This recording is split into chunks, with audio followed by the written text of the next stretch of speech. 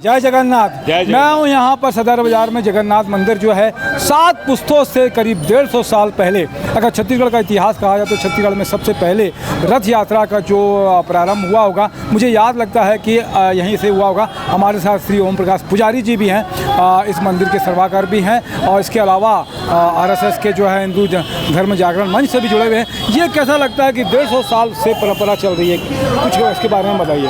नहीं, इसमें हमारे पूर्वज थे पुरुषोत्तम शर्मा जी स्वर्गीय, उन्होंने पुरी के महाराजा के निवेदन पे यहाँ पर जगन्नाथ जी का ये स्थापित किया, और तब से ये पूरा परिवार।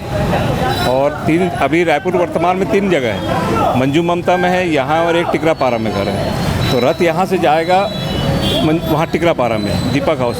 ये मालवीय रोड अगर खुला रहता, जो निरंतर परंपरा से जा रहा था मंजू ममता के पास बड़े घर में, ऊपर नहीं जा पा रहा है। उस परंपरा को जो परिवार ने दे के गए हैं, उसको उसी पैटर्न में, जिस पैटर्न में पुरी के, जैसे पुरी में जिस समय रथ निकलता है, पुरी में नेत्र यात्रा होती है, पुरी में जब स्नान होता है भगवान की, पूरी जगन्नाथ जी की सेवा उसी रूप में की जाती है, उसी तरह से की जाती है। इसमें भगवान जो है अपना महाप्रभु जगन्नाथ जी बालभद्र जी के साथ में और सुभद्रा जी के साथ में अपने मौसी घर गुंडिचा देवी जाते हैं। क्या कहेंगे इसके बारे में? इस समय जो लीला है भगवान की, वो पूरी लीला मनुष्य के भाग की। उनको एक भक्त ने कहा था कि बीमार मैं पड़ गया था करके, इसलिए दर्शन करने नहीं आया। तो भगवान ने बोले ठीक है, बीमार कैसे पड़ते हैं करके। तो वो स्नान के बाद 15 दिन जो भगवान पड़ते हैं, और इस समय भगवान खुद मिलने निकलते हैं। इस समय ना, हाँ, इस समय ना कोई जात रहती, ना वैसे भी कोई भी हिंदू आदमी है वो भगवान को छू सकता है। और वहाँ पर ये भी पैटर्न नहीं है, कोई भी अगर हिंदू सारी संस्कृति को, जगन्नाथ संस्कृति को मानता है। जगन्नाथ सबके हैं, सदना ऋषि के भी, सदना के भी थे जगन्नाथ जी, उनकी भी एक पूरी कहानी करके, जिसके पास शालिग्राम का पत्थर था, उसको भी जगन्नाथ जी ने दर्शन किया था।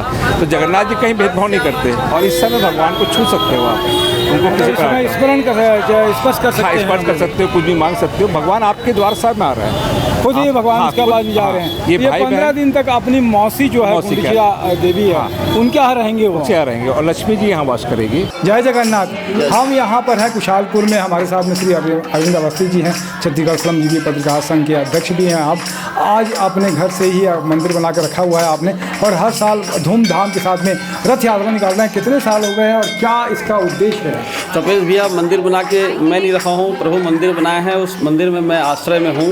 और मैं 5 साल की उम्र में, जब मेरा उम्र था, तो मेरे परदादा जी ने मुझे भगवान की छवि बना करके दिया था, और तब से भगवान से मेरा बाल सखा है ये, और तब से ही रथ यात्रा के पर्व हम लोग मना रहे हैं। हमारे घर में ये बहुत मुख्य पर्व माना जाता है। और इस कुशालपुर में मंदिर बने 9 साल करीब हो गए, और यहाँ से हर साल रथ यात्रा निकालते हैं। मैं इस भारतवर्ष के लोगों को, विश्व के लोगों को कहना चाहूँगा, कली युगे कालिया, कलयुग में भगवान जगन्नाथ जी के अलावा कोई अवतार नहीं है।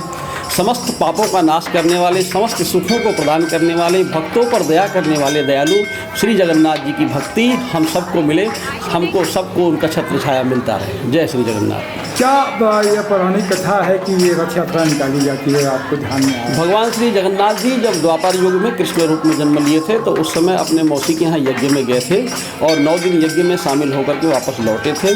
और चूँकि एक बहुत बढ़िया संदेश उन्होंने दिया कि जब भी कोई भी व्यक्ति यज्ञ में जाए या तीर्थ में जाए, तो अपनी पत्नी को जरूर साथ में लेकर के जाए। भगवान अपनी पत्नी को साथ में लेकर के नहीं गए, इसलिए माता जी नाराज़ हो जाती हैं, और उसके कारण दंड स्वरूप भगवान को 48 घंटे घर से बाहर रहना पड़ता है। ये भी उनका संदेश है। बहुत अच्छी बात है। आप सब पर मंगल कामना हो, ईश्वर का आशीर्वाद हो। इसी के साथ में जय जगन्नाथ। जय श्री जगन्नाथ।